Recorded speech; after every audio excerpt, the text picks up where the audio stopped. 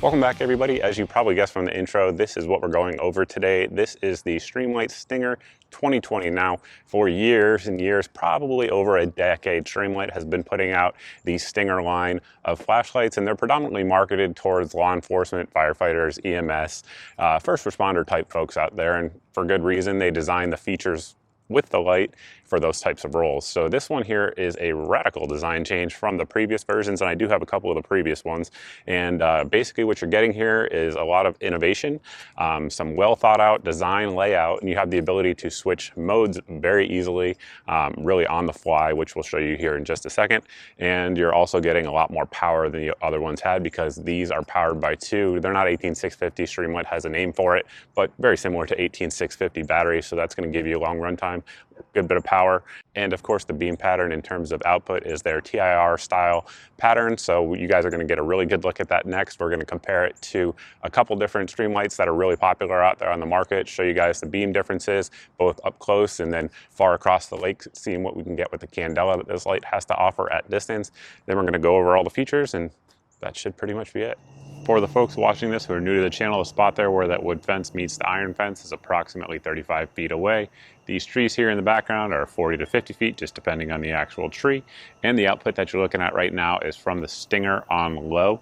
You can get a good idea of what the beam pattern is going to look like. Generally speaking, a balanced beam with a hotspot there in the center that's about, at this distance, probably 10 feet.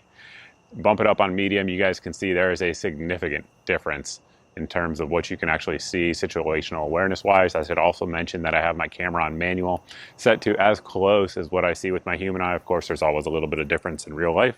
And then bump it back over to high. So that's the output there on high.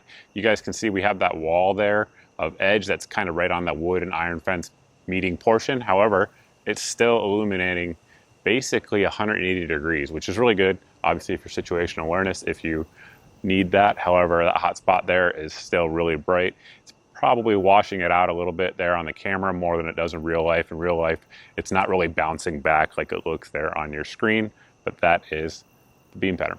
Now you see the beam pattern from the Streamlight ProTac HLX. And again, very bright light. This is on high, obviously, so you guys can see that hotspot is a little bit tighter, and then the actual spill is a little bit tighter as well. Once we come off that edge that you guys see there, there's really not a lot of illumination to this side. So both the actual hotspot and the edge for the flood is a little bit more narrow than what we see here. Again, with the Stinger, that's definitely giving you a little bit wider hotspot and wider edge. Now we're looking at the output from the Polytac X, and we do have the 18650 battery in there, so it's getting a little bit more juice than it would with the two CR123As for anybody interested. Again, hotspot, a little bit more narrow there, but it's not as intense as what you see with the Stinger or the HLX that you guys just saw. But again, this is still a light that's plenty bright. I think it's got like 11,000 plus candela. So it's definitely got some throw and brightness to it. The other two just eclipse it. Modern technology is what it is, but you guys can see that edge there.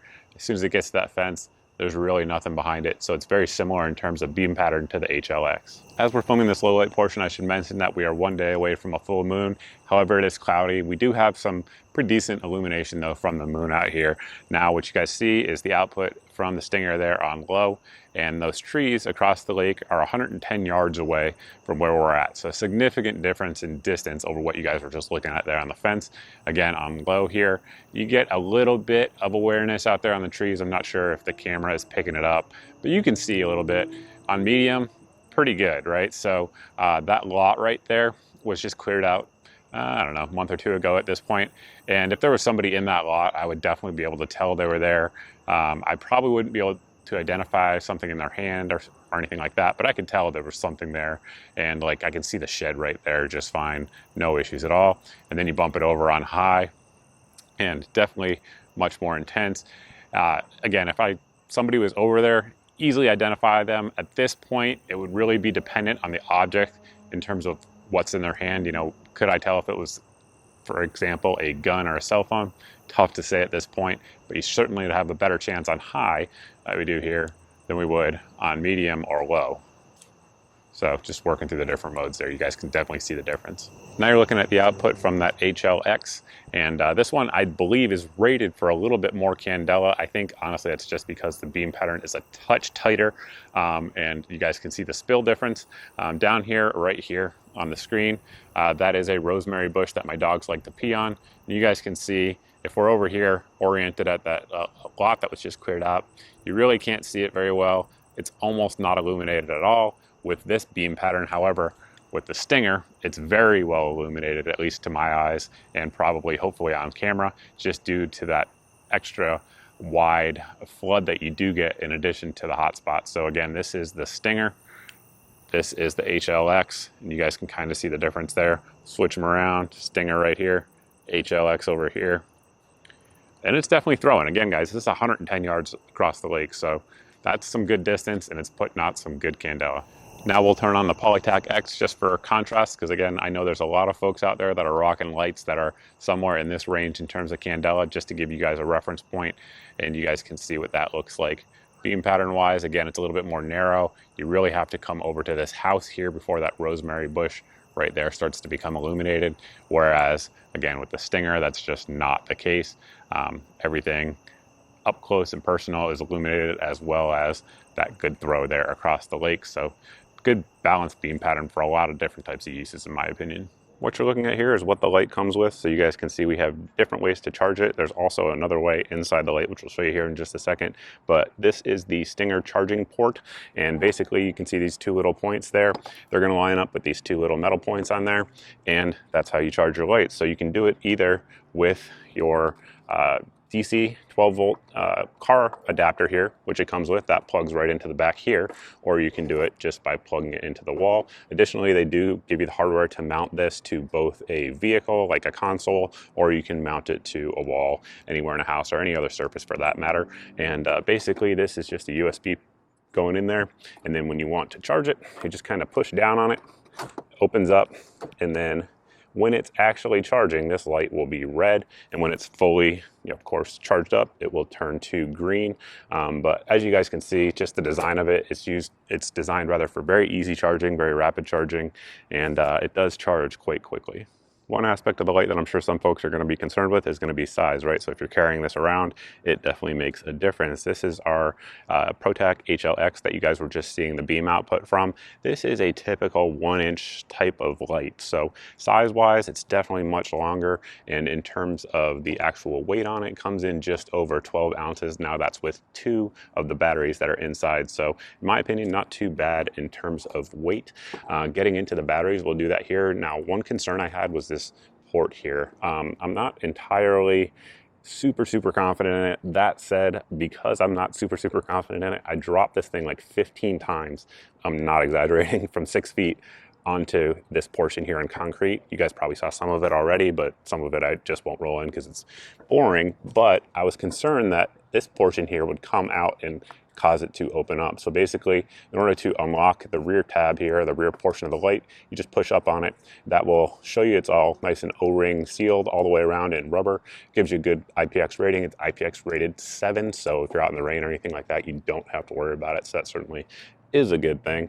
And I had absolutely no failures of it. I just kind of looked at it. I thought it might accidentally happen. It didn't. So that's a good sign, but that was a concern of mine for sure.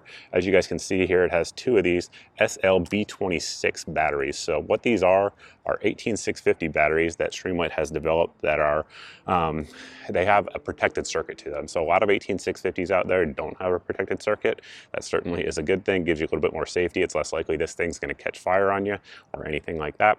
Streamlight says always use the Streamlight batteries with it, but I have tested other 18650s and the ones that fit work just fine in it. For those of you guys that don't know, some 18650s are a little bit longer or a little bit shorter, but all the ones that I used in this did work just fine. Again, Streamlight's going to tell you not to do that, but that's why I test things here. And additionally, I should note that you can charge these with the micro USB port there. So there's 3 different ways you can charge this light. So in that regard, I definitely think it's pretty cool, but the battery pack goes in either way. And then this is a spring-loaded portion there that's what you're activating with the button. Speaking of activation, each of these buttons is independent of each other. They function completely separate of each other. So here on the rear, I do like that personally, because that tends to be how I activate lights. So if you want, you can press and hold and get momentary. And if you want, click it, that will give you the constant on. And then you can click it off. Now the switch up here works the exact same way. So you can press and hold for momentary, or if you want to click it, that will give you constant on. Now you also have the ability to strobe. This is going to be a con of this light, in my opinion. The strobe feature, the way it works, is just kind of janky. So what they tell you is you have to press the button twice quickly to do it. I'll tell you, sometimes it works, sometimes it doesn't. And I should also note that you have to fully depress it, like click it, for it to work. So we'll see. There you go, finally got it. So that is how it works.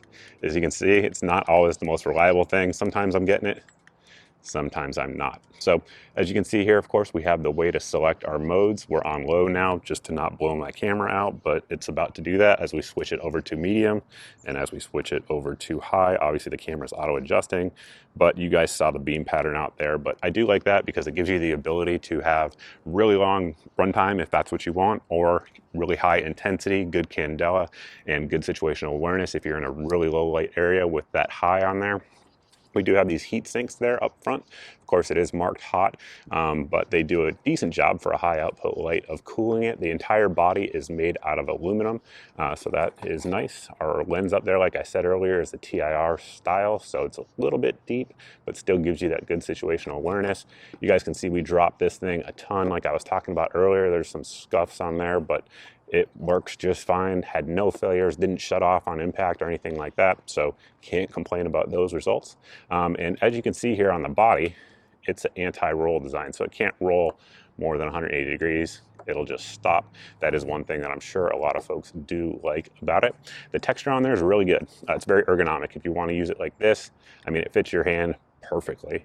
We have these ribs here on the top and bottom, and then this good texturing here on the side. For those of you guys that are into guns, this kind of feels a little bit like a Gen 4 Glock texture, if that makes sense. So it's going to stick to your hand pretty darn well. And like I said, obviously the ergonomics are just fantastic. At this point in the video, I think we've covered all the important points with the exception of one, and that, of course, is going to be price point. That always matters.